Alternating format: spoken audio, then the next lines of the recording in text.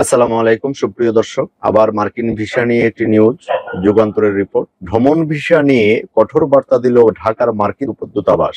জন্মসূত্রে মার্কিন নাগরিকত্ব লাভ রোধে আরো কঠোর হচ্ছে ট্রাম্প প্রশাসন। এখন থেকে দেশটিতে ভ্রমণের উদ্দেশ্যে যেতে চাওয়া ব্যক্তিদের ভিসার আবেদন পর্যালোচনায় মার্কিন দূতাবাসের কর্মকর্তারা আরো খুঁটিয়ে ভিসা প্রার্থীদের তথ্য যাচাই বাছাই করবেন।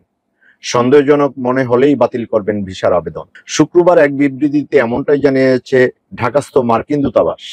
বিবৃতিতে বলা হয়, মার্কিন দূতাবাস কর্মকর্তারা যদি মনে করেন যে ভ্রমণের প্রাথমিক উদ্দেশ্য হলো মার্কিন যুক্তরাষ্ট্রে সন্তান জন্মদান এবং সন্তানের জন্য মার্কিন নাগরিকত্ব অর্জন করা, তাহলে তারা পর্যটন ভিসার আবেদন প্রত্যাখ্যান করবেন। এটি অনুমোদিত। দ্বিতীয় মেয়াদে ক্ষমতা গ্রহণের প্রথম দিনে জন্মসূত্রে মার্কিন নাগরিকত্ব বাতিল সহ একগুচ্ছ নির্বাহী আদেশ সই করেন মার্কিন প্রেসিডেন্ট ডোনাল্ড ট্রাম্প।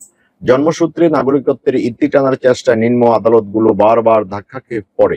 সুপ্রিম কোর্টের দ্বারস্থ হন তিনি। ট্রাম্প এই সংক্রান্ত নির্বাহী আদেশে সই করার পর তার আদেশের বিরুদ্ধে প্রথম মামলা করে অভিবাসীদের সংগঠন যুক্তরাষ্ট্রের সিভিল লিবার্টিজ ইউনিয়ন। এরপর দেশটির বিভিন্ন প্রদেশেও এই আদেশ বাধার মুখে পড়ে। কেউ যুক্তরাষ্ট্রে জন্মগ্রহণ করলে তিনি জন্মসূত্রে দেশটির নাগরিকত্ব পান। এই বিধান বাতিলের প্রতিশ্রুতি দিয়েছিলেন তিনি।